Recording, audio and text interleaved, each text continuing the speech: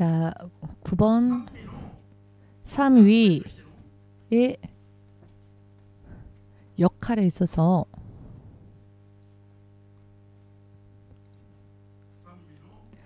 삼위의 역할에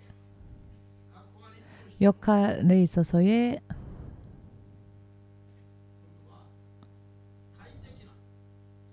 외적 속성,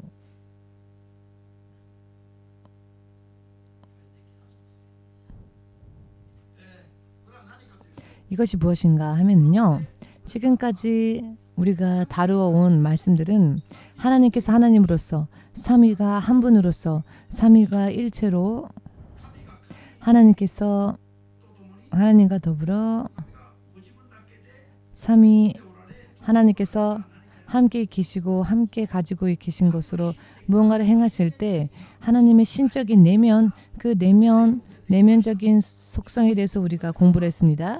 자, 지금부터는 삼위가 그 역할에 있어서 각자 쾌적한 속성을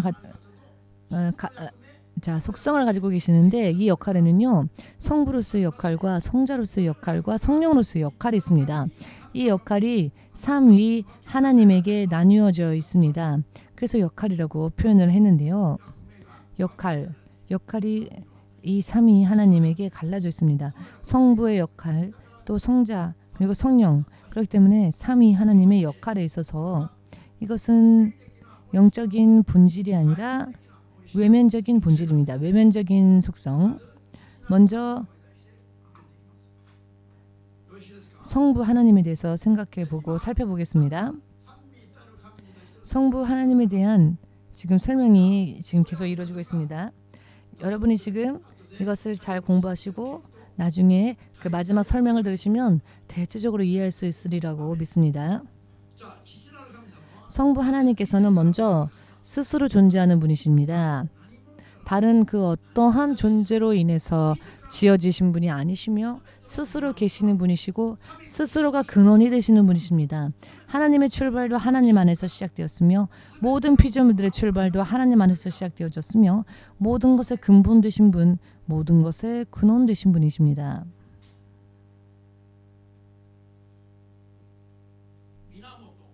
근본, 즉 모든 사람이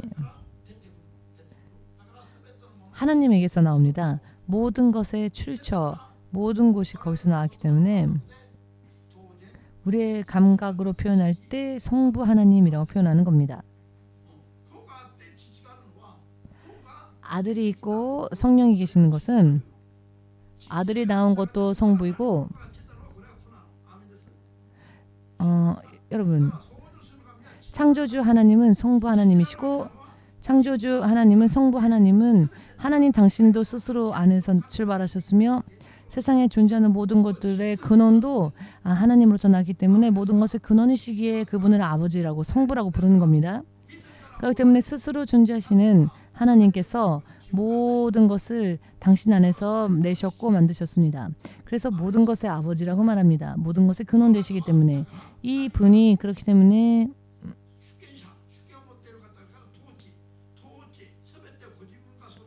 전부 모든 것을 지으셨기 때문에 그것에 대한 통치, 계획을 스스로 세우십니다.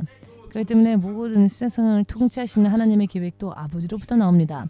주권적인 권세를 가지고 이런 것도 만들었고 이런 것도 만들었으니까 앞으로 이것은 이렇게 관리하겠다라고 다스리는 계획이 바로 그 성부 하나님으로부터 나왔다. 믿으십니까? 그 하나님께서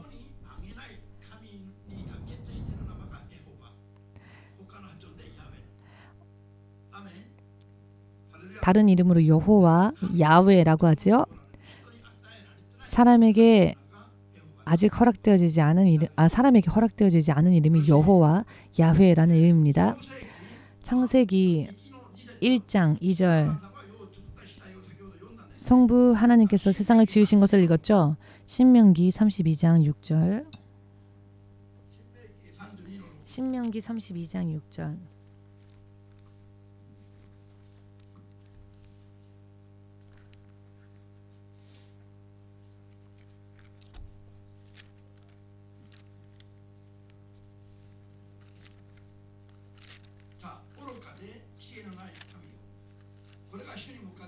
우매무지한 백성아 여호와께 이같이 보답하느냐 그는 너를 얻으신 너의 아버지가 아니시냐 너를 지으시고 세우셨도다. 모든 것을 지으신 창조의 근원 되시는 그분께서 또 모든 계획 속에 세우시는 그 모든 계획의 근원 발신자가 되신다. 모든 것의 근원이 되고 발신하신 분이 바로 성부 하나님이시다. 고린도전서 8장 6절 잠시 읽은 말씀이지요. 유일하신 하나님 성부 아버지가 계셔서 만물이 그로부터 나왔다. 그로부터 나왔기 때문에 우리가 나온 곳 근원 되시기 때문에 우리는 하나님을 성부 하나님이라고 부르는 겁니다. 에베소서 3장 9절 하나님 안에 세상에 처음부터 감추어진 비밀이 있었다. 감추어진 비밀 계획 당신이 지으신 세상을 어떻게 다스릴 것인가 하나님 안에서 나온 계획 그 계획의 근원이 바로 창조주 하나님에게 있습니다. 창조주 하나님께서 일체 하나님 중 성부 하나님께서 가지고 계신 역할이 이것입니다.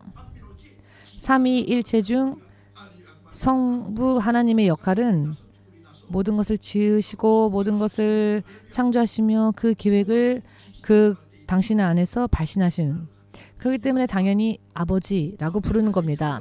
에베소서 1장 4절에서 9절 창세 이전부터 예수 그리스도로 인해 사람을 하나님의 자녀 삼으실 계획이 이 창조주 하나님 안에서 나오게 되었습니다. 아버지로부터 나왔습니다. 아버지의 역할이 이것입니다. 역할은 감당해야 할, 다 해야 할, 완성해야 할 직분이지요. 그 직분을 서로 나눈 것을 역할이라고 하고요. 역할은 분담하죠. 역할을 분담하기도 합니다. 역할은 분담하기도 합니다. 직분이 있는데 누구에게 이 직분을 줄 것인가? 그 직분을 나누어서 하는 것을 역할 분담이라고 하지요. 조금 미묘하게 틀릴 수 있습니다. 의미가 아시겠습니까? 삼위에게 나뉘어진 하나님의 직분이 성부의 직분은 근원으로서의 창조주로서의 직분 이것이 성부 하나님의 역할이셨다. 에베소서 1장 야고보서 1장 17절 18절 읽겠습니다. 야고보서 1장 17, 18 야고보서 1장 17, 18절 읽겠습니다.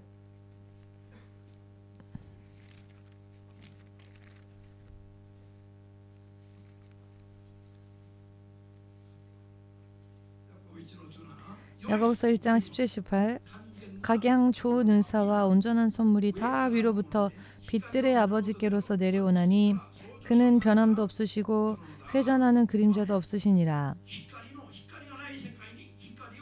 빛이 없는 세상에 빛을 지으시고 빛을 존재케 하신 근원 되신 분이 바로 아버지라 불려지는 하나님이시다. 믿으십니까?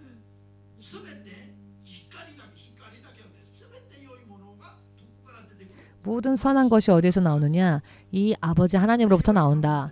모든 선한 각양 좋은 은사가 전부 아버지로부터 나온다. 악한 것은 사탄으로부터 나오며 모든 선한 것은 성부 하나님으로부터 아버지로부터 나오는 것이다. 믿으십니까? 그 하나님께서 그 아버지께서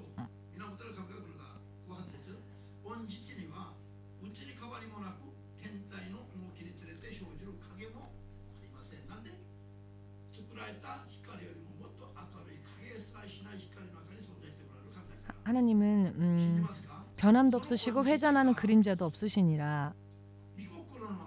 그가 그 조물 중에 우리로 한 천열배가 되게 하시려고 자기의 뜻을 쫓아 진리의 말씀으로 우리를 낳으셨느니라. 이 진리의 말씀은 바로 예수님이시죠. 말씀이 육신을 입고 오신 분이 예수님이시니까. 예수께서 육신을 입고 오시기 전에는 하나님의 말씀으로 계셨습니다. 말씀이 하나님과 함께 하셨다. 세상을 지으실 때 천지 창조의 처음 시작이 아니라 천지가 지어지기도 전에 먼저 성부 하나님께서 스스로 존재하신 그 순간부터 이미 하나님의 있으라는 말씀이 있었고 그 말씀이 후에 육신을 입고 이 땅에 오셔서 예수님이 되셨습니다. 요한복음 1장 말씀에 나와 있지요. 그렇기 때문에 하나님께서 말씀으로 우리를 낳으셨다라고 하는 것은 예수 그리스도로 인해 우리를 하나님의 자녀로 삼으셨고 예수님이 우리의 그리스도가 되셨다라는 것입니다. 믿으십니까?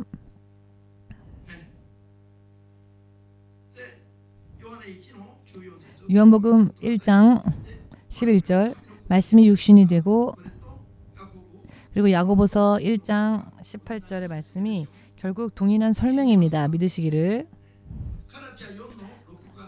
갈라디아서 4장 4절에서 6절 갈라디아서 4장 4절에서 6절 말씀을 보시면은 성부 하나님께서 성자를 보내셨고 우리에게 당신의 영 성령을 보내셨습니다. 믿으십니까? 모든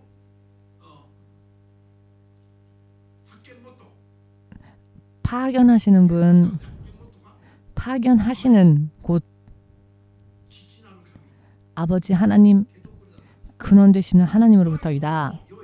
선한 것도 선한 사람도 전부 어디로부터 오느냐? 성부 하나님으로부터 임한다. 만들어져서 또 보내심을 받습니다. 이것이 바로 성부 하나님의 뭐라고 할까요? 역할이시다. 그 후에 두 번째로 자 성부 하나님의 역할에 대해서 임의대로 번호를 매기면 자 첫 번째는 성부 하나님의 역할에 대해서 우리가 살펴보았다면 두 번째는 성자 예수님에 대해서 여러분 결코 번호에 따라 우월순위라고 생각하지 마십시오. 절대로 성부가 역시 1번이니까 역시 신목사님도 성자는 두 번째라고 생각하시는군요. 그게 아닙니다.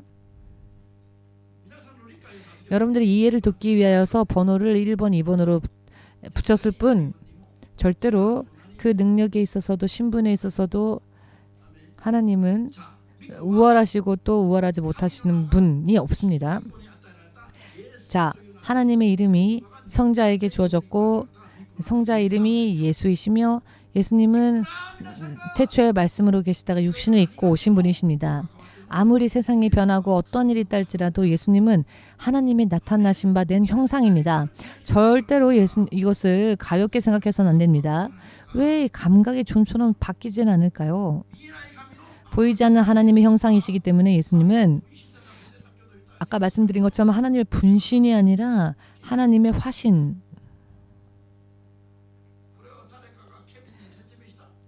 케빈 설명 들었습니까?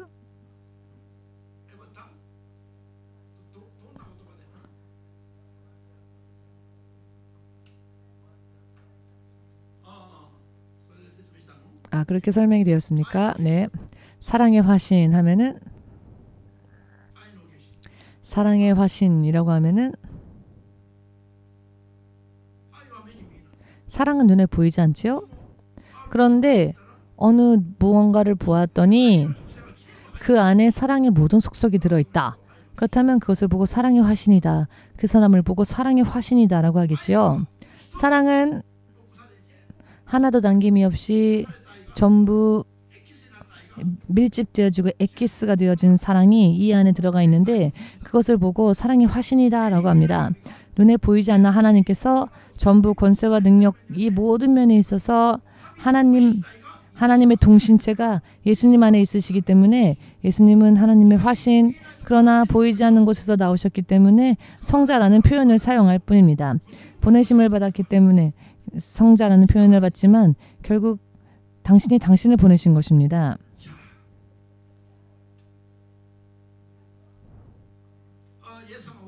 예수님께서는 성부 하나님으로부터 이 세상에 보내심을 받고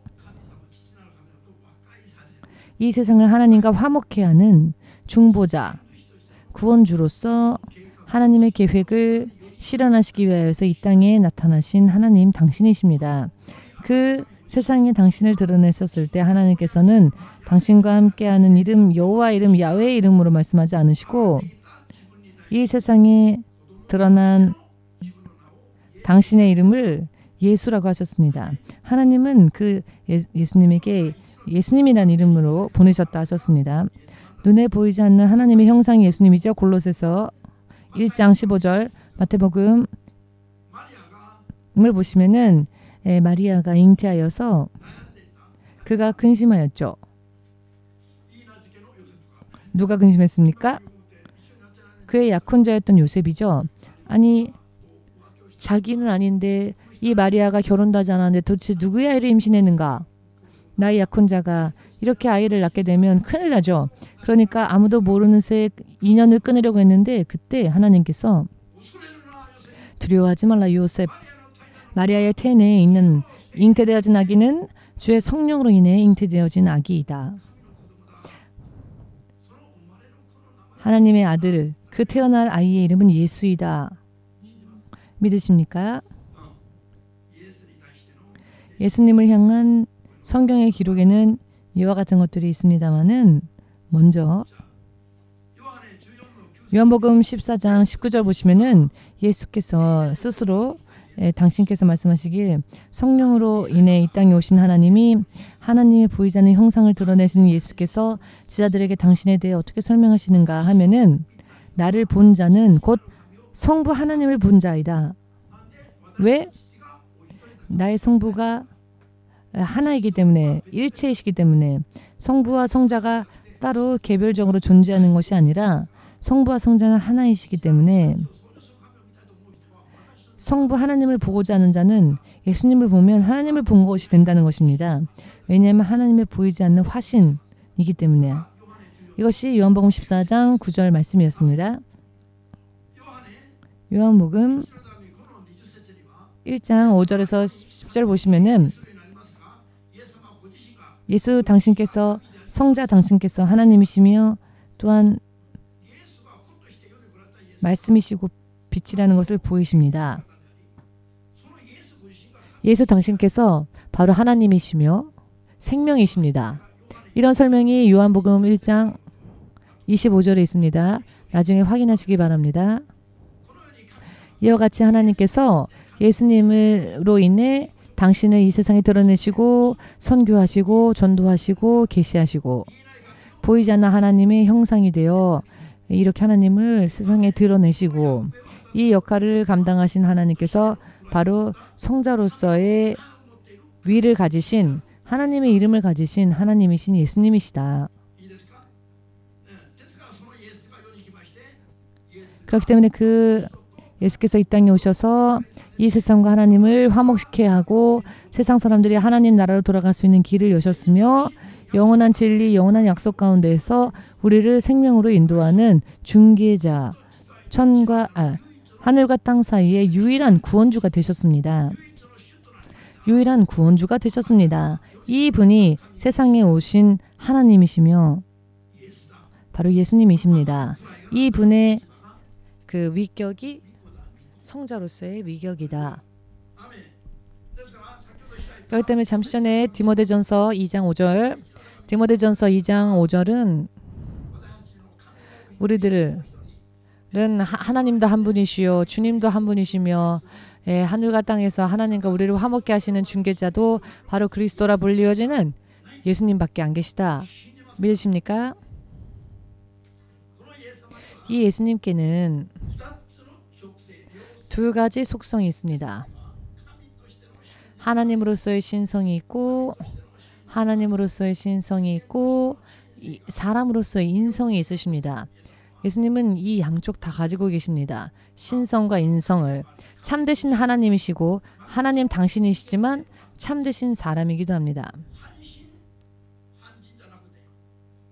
반신반의가 아니라 반은 신,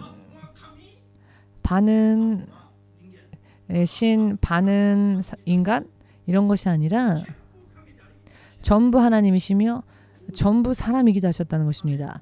온전히 그분은 하나님이시기도 하시고 사람이기도 하셨다. 하나님으로서의 신성을 100% 가지고 있었지만 사람으로서의 인성도 100% 가지고 동시에 가지고 계셨던 하나님이 바로 성자라 불리워지는 예수님이시다. 믿으십니까? 빌립보서 2장 6절 빌립보서 2장 6절에서 8절까지 읽어보시면은 예수님께서 하나님이시기도 하시며 사람이기도 하시다. 이 두 가지 속성에 대해서 설명하시죠. 그리고 요한복음 1장 1절에도 세상 태초에 말씀이 하나님과 함께 하셨고 그 말씀이 하나님이셨다. 즉 말씀이 육신에 있고 예수가 되셨는데 그 예수께서 바로 하나님이시다. 하나님의 신성에 대해서 설명하고 있는 구절입니다. 로마서 9장 5절을 보시면은 그리스도께서 누구십니까? 여러분, 그리스도가 누구입니까? 구원주가 누구입니까? 성자 예수님 아니십니까? 그분이 하나님이시랍니다. 성자 예수께서 하나님, 신적인 속성을 가지신 하나님 당신이라는 것입니다. 예수님께서 그저 사람처럼 사람이신 예수님이 또 완전한 하나님이시기도 하시다. 그 말씀이 로마서 9장 5절에서 설명하고 있는 말씀입니다. 믿으십니까? 다음, 예수께서는 완전한 사람이기도 하셨다. 완전한 사람이기도 하셨다. 누가복음 1장 35절, 누가복음 1장 22절, 요한복음 17장 22절, 요한복음 3장 16절을 보시면 확인할 수 있습니다. 하나님이시면서 또한 사람이셨습니다. 두 속성을 동시에 가지고 계신 하나님이 바로 성자 예수님이십니다. 그렇기 때문에 예수께서 완벽한 하나님이시면서도 완벽한 사람이기도 하시기 때문에 예수님은 성령으로서 구원주로서 역사하시기 전에 그가 30세가 되기 전까지는 예수님은 단순한 사람으로 사셨기 때문에 아픔을 하셨고 질고를 하셨으며 사람에게 무시당하고 멸시당하면서도 사람처럼 사셨습니다. 죄는 없으시나 마치 죄인처럼. 그렇기 때문에 예수님도 드시지 않으면 공복감을 느끼셨고 마시지 않으면 목마름을 느끼셨던 겁니다. 여행길에 오르셨을 때는 피곤해 하셨고, 왜냐하면 예수님은 사람이기도 하시기 때문에 예수께서 갈릴리 동네를 걸어가실 때, 사마리아 동네를 걸어가실 때 피곤하실 때마다 중간중간에 휴식하시기도 하셨습니다. 왜? 그분은 사람이기도 하셨기 때문에. 하나님이시기도 하지만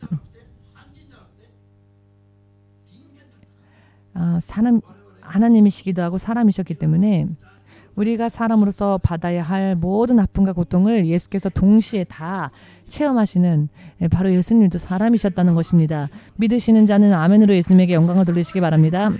예수께서 이 땅에 오시고 33년 동안 우리와 동일한 인생을 사셨습니다. 예수님께서 걸어가신 이 세상, 우리도 본받아서 힘들고 피곤해도 죄 없으신 예수님도 고생하셨는데 죄인인 우리는 너무나 당연하지 않습니까? 고통이 있다 할지라도. 그러니 우리 열심을 냅시다. 열심을 좀 냅시다. 그 예수님께서 눈에 보이지 않으시는 하나님께서 당신의 형상을 드러내시고 화신으로서 이 땅에 그 위격으로는 성자의 위격으로 예수라는 하나님의 이름을 가지고 오신 하나님 당신께서 이 세상에 오신 목적은 두 가지 있는데요. 요한복음 1장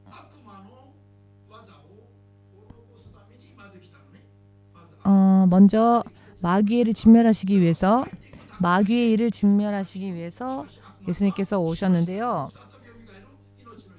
예수님은 부활의 권세도 있고 생명의 권세도 있고 죽음의 권세도 있으셨죠.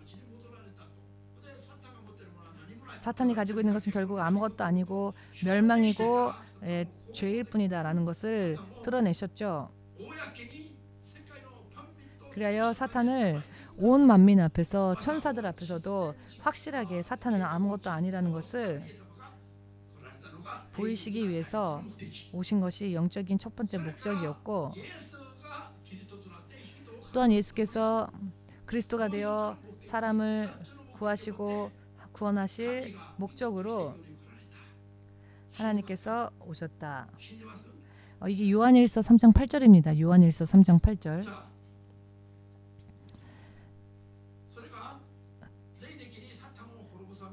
하나님의 아들이 나타나신 것은 마귀의 일을 멸하려 하심이라. 요한일서 3장 8절. 사람을 예수님으로 인해 하나님의 자녀 삼을 길을 여신 또 하나의 목적은 요한복음 3장 16절에 있습니다. 요한복음 3장 16절에 이 예수께서 이 땅에 있어서 죄인으로 지옥 갈 수밖에 없었던 사람들 세상에 하늘로 돌아갈 수 있는 생명의 구원의 길을 열어주시고 천지 사이를 하늘과 땅 사이에 하나님과 우리 사이를 중개하시고 그리고 하나님의 계획을 실천하시고 실행하셔서 하나님께서 다 이루셨다라고 선언하신 후 숨을 거두셨지요. 아멘 되십니까? 이것이 예수님께서 이 땅에 오신 목적이십니다. 그리고 당신 안에 있는 권세로서 부활도 하셨습니다. 그리고 이분이 바로 우리들의 구원주 예수님이십니다. 믿으십니까? 히브리서 10장 19절에서 22절을 보시면은 이 예수께서 당신의 육신이 찢겨짐으로 인해 하나님의 지성소에는 무엇이 있었습니까? 휘장이 있었죠. 예수님의 육신이 십자가에서 찢어짐으로 인해 지성소로 들어가는 휘장이 위로부터 아래로 찢어졌습니다. 즉 예수님으로 인하여 그거는 누구라도 하나님 앞으로 갈 수 있는 길이 열렸다는 것입니다. 휘장이 위에서 아래로 찢어졌다는 것은 예수님으로 인해 하나님께로 들어가는 길이 열렸다는 확실한 증거가 되었습니다. 삼위일체 하나님 중에 바로 성자 예수님의 역할이 이 구세주로서의 역할이 있었습니다. 믿으시기를. 또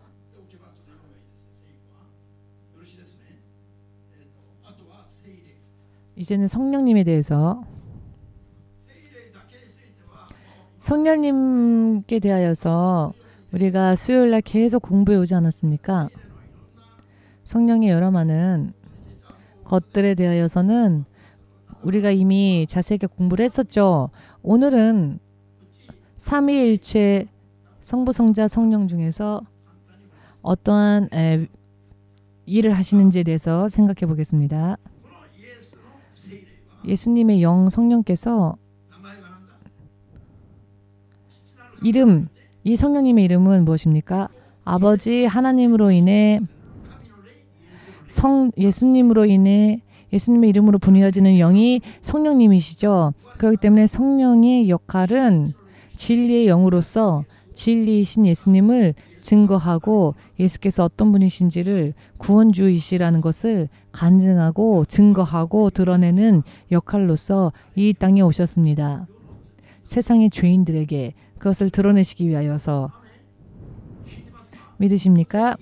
그리하여 예수께서 육신을 입고 이 땅에 오신 예수님이 구원주가 되시는 그 길을 함께 동행하셨고 함께 역사하셨고 예수께서 구세주로서의 그 일을 온전히 이루시도록 협력하신 분이 성령님이시며 또한 세상에 있는 사람들을 하나님의 자녀가 될 수 있도록 그리스도를 순종할 수 있도록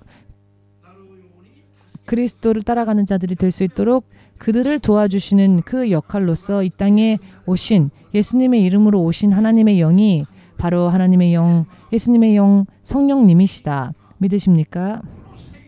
이 성령, 하나님의 영, 성령님 이외에는 하나님의 일을 아는 자가 없습니다. 하나님 안에 있는 가리워진 모든 비밀까지도 다 알고 계신 성령께서 스스로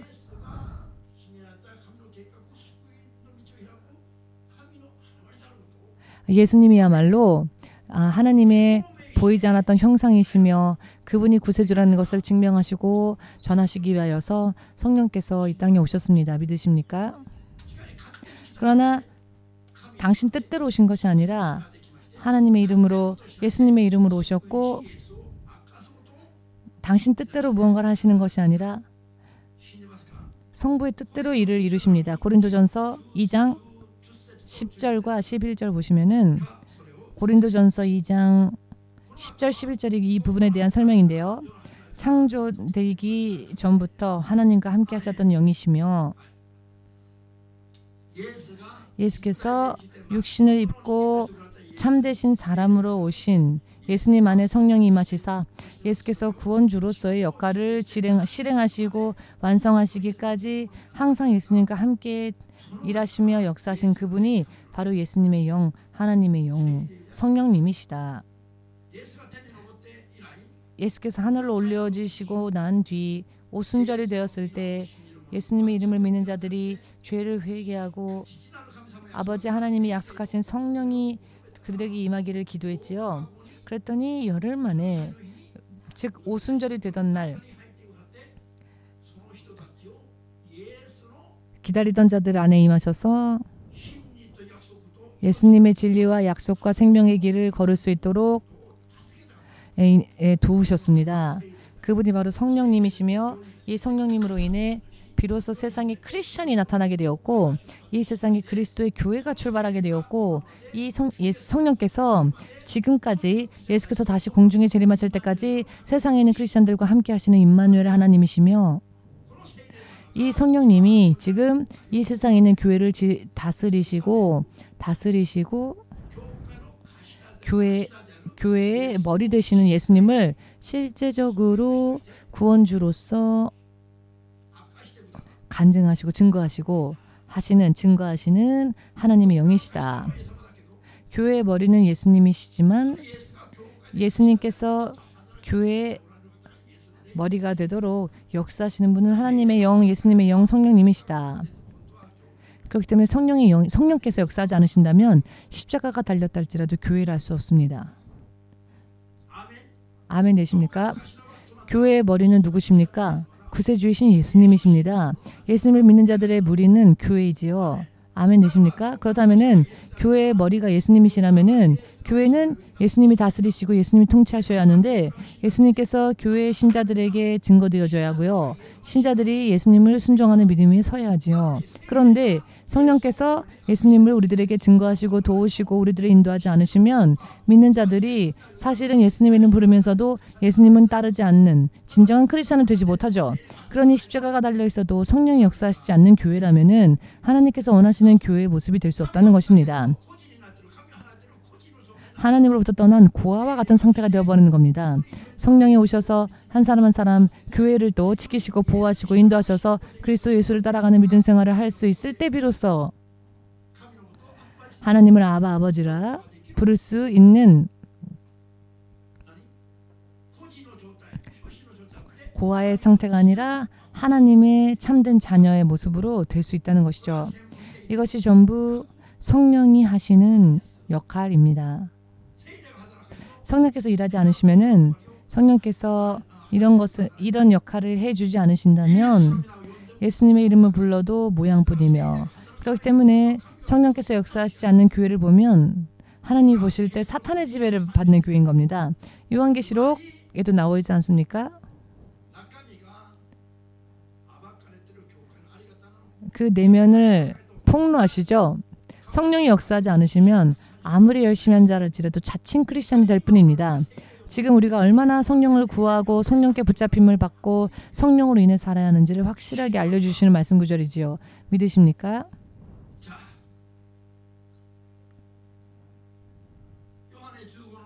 요한복음 14장 26절 요한복음 14장 26절 성부 하나님이 예수님의 이름으로 이 땅에 보내주시는 영이 바로 성령님이시다. 그리고 그 성령께서 이 땅에 오셔서 예수님을 증거해 주시고 이것이 요한복음 15장 26절에 나와 있는 말씀입니다. 고린도전서 12장 3절을 보시면 그 누구라도 성령에 의하지 않고는 예수님을 주라 시인할 수 없느니라 고백할 수도 없다. 성령에 의하지 않고서는 그 어느 누구도 예수께서 구원주, 구세주라고 고백할 수도 없답니다. 아멘 되십니까? 비춰지는 은혜의 단계 때에는 그런가? 예수님이 구원주이신가? 하나님이신가? 한번 믿어볼까? 나의 하나님으로 영접해 볼까? 라고 하는 생각이 주어지는 것은 바로 성령이 그렇게 비춰주시는 은혜를 주시기 때문이다. 그것으로 인해 성령께서 비춰주시면 그것에 반응하여서 그렇게 믿고 그렇게 해보자 라고 생각하는 그 일들이 전부 다 성령께서 우리에게 역사해 주시고 비춰주시는 성령의 역사라는 것입니다. 이것이 없다면 성령의 역사가 없다면 믿음의 고백도 할 수 없습니다. 그렇다면 전도도 할 수 없지요. 성령께서 역사하실 때까지 기도하면 성령께서 역사하시고 성령께서 빛을 비춰주시면 비로소 믿어볼까 하는 사람이 1명, 2명 여기저기서 머리를 치켜 세우고는 한번 교회 가볼까 이렇게 되는 것입니다. 그렇기 때문에 얼마나 우리가 성령의 역사를 구하며 기도를 해야 하느냐 깨달읍시다. 이해되십니까? 오순절 성령께서 강림하시고 난 그 시점부터